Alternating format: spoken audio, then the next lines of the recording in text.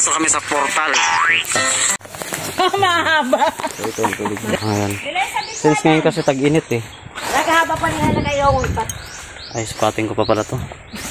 Spotting ko muna. So yun guys, ito yung sitwasyon niya.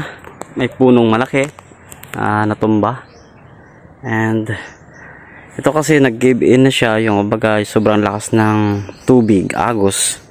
Siguro to dati maliit lang kasi doon kanina doon sa malawak yun eh. Ito maliit lang. So nasa almost 6 meters lang to eh. So kung ito ay hindi siya naubusan ng bato o ng lupa, siguro bibilan to siya ng na to ng semento na to. So yan hanggang doon. So nagliit siya doon kasi sa kabila. Malaki yun doon, 10 meters ang malapad yun doon. 10 meters to dito, 6 meters nagliit. So although may kawayan kasi siya, kaya siguro na naprotektahan niya rin yung tubig. Saka yung erosion niya. So yun. Tapos dito, itong mga bato ay galing yan dito. Naagos naanod niya lang yan. So ayun. So 280 pa ulit ang haba na kailangan nila sa left side. So yan ang kanilang project. So possible na pag may pondo pwede siyang magawa. Guys, 10 feet yung taas ng yung slope niya, ganun. Slope yan. 10 feet yan.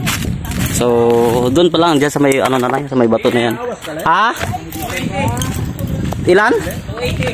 280 ang haba. Meters. 10 feet. 10 feet. Yung doon ang mataas. Yung pinakamataas yung kinuha mo? Oo. Ulitin ko daw. Pinsali na kasi. Yes. Ako na naman ang bida dito. Ito na naman ang bida. Ito bababa na to eh. 10 feet yan doon ang mataas. 10 feet yan. Yun yung pinakamataas natin. Yun ang susundin natin, yung 10. Tapos ito, baka lalawak to siya. Kasi pag mas maganda siya na yung tubig lalabas sa kagandang pikok. Malaki kasi kung malaki tapos papaliit. Pag mga kurbada malawak siya. Yan. Pag mga kurbada dapat malawak. Yan. No? Ay, yan po. Ano na yan? Hindi na yan. May karoon na doon. Mayroon na doon Mayroon na doon sa una ng ganyan. Bago mag-school. Kaya 280 siya. 280. Kabila na po. Kabilaan na. O, one side lang. Ito na yung lahat yan. Ay, meron na po yan. Ito lang wala. Ito lang wala talaga. 280. May pa yan siya. Kasi kaya lang mag-offset pa yan. Oo. Ito, problema din to. Maganda yung dahon dyan. Opo, meron na po 280 lang. Ito, kung kawalan. 280 total. So yung ginawa dyan na slope protection. Kato sila, ito yung rahag to. Actually dito lang yung improvement. 280 hanggang doon sa dulo na ito. Kasi ang problema dito yung friction ng tubig.